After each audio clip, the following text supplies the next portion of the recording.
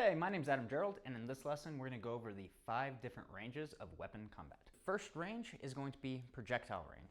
So projectile meaning I could pull out a gun, I could shoot them, I could throw a rock at them, I've got a knife, I could throw that at them if I'm good at throwing knives.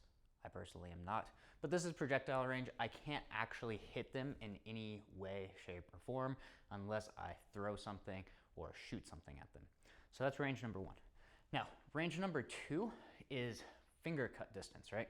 Or I can hit the arms, and it's usually going to be a distance where they're reaching out at me to hit their arms. So some of the time, if they have their arm retracted in here, I'm not quite able to hit them, but if they reach out to try to hit me, then I would be able to take the hand, take the arm, but I can't actually reach any vital targets.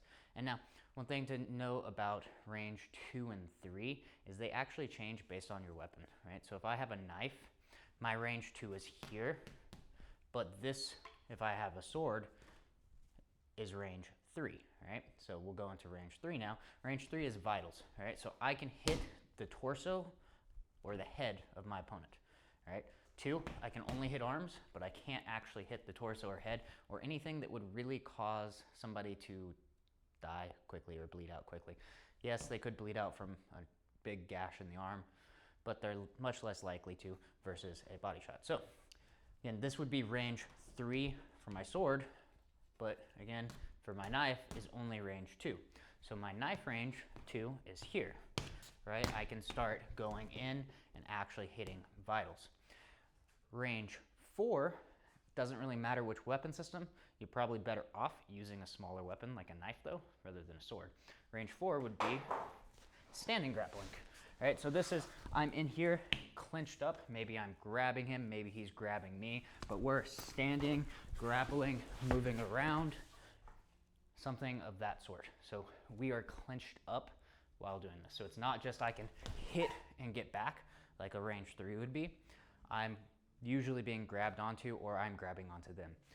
Now, range 4 or range 5, basically the same thing, except for now we're ground grappling, right? So I could be top position, bottom position, whatever. If we're on the ground grappling with a weapon, this is going to be range 5. Obviously, it's not going to be quite like jiu-jitsu. I'm not going to focus on just choking our limbs. I have to focus on the weapon. That's going to be the most important thing. So this is the 5 ranges of weapon combat. They're useful because you should know what you can and cannot do in each different range. So make sure to go and practice that. And for even more practice, don't forget to check out my follow-along classes. Good job, bub.